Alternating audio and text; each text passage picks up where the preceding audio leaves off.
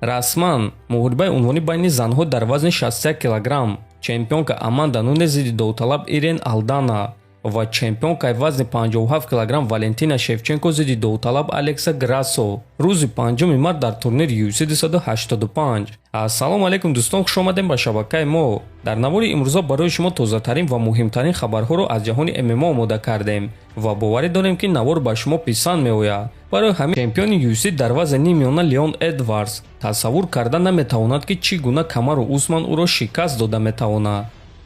ма беҳтарин ҷанговари паунд-фур-паундро дар бадтарин формаи худ шикаст дода тавонистум. фикр мекунам ки ҳамон баромади ман яке аз бадтарин баромадҳои ман дар ташкилоти UFC шуд. аммо ман худро ба даст гирифта ва худро ором карда тавонистум ва баъд дар панҷум раунд ӯро ба нокаут равон кардум.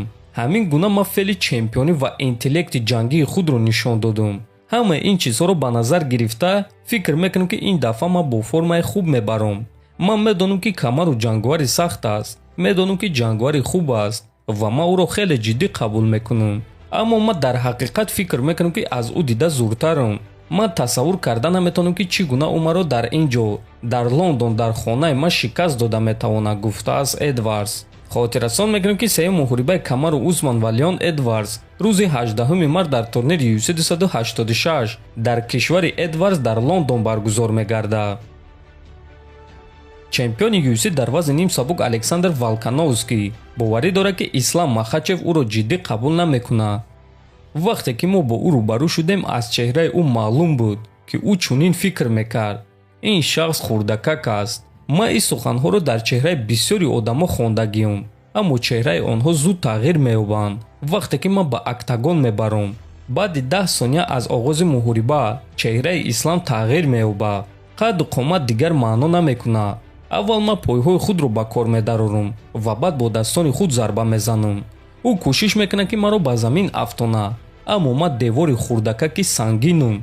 ана ҳамон вақт ӯ ҳамаи чизро мефаҳмад ва ба худ мегӯяд ки чаро ман ин муҳорибаро қабул кардам, гуфтааст Волкановский. дӯстон, шахсан ман фикр мекунам ки Ислам Махачев аз он ҷанговароне нест ки рақибони худро ҷиддӣ қабул накунад. баръакс, ӯ доимо рақибони худро хеле ҷиддӣ қабул мекунад. барои ҳамин ҳозир ӯ чемпион аст. ҷанговаре ки рақибони худро ҷиддӣ қабул намекунад, ӯ ҳеҷ гоҳ чемпион шуда наметавонад. аммо худи ҳозир ба назар чунин мерасад гӯё ки Александр Исламро ҷиддӣ қабул накарда истодааст.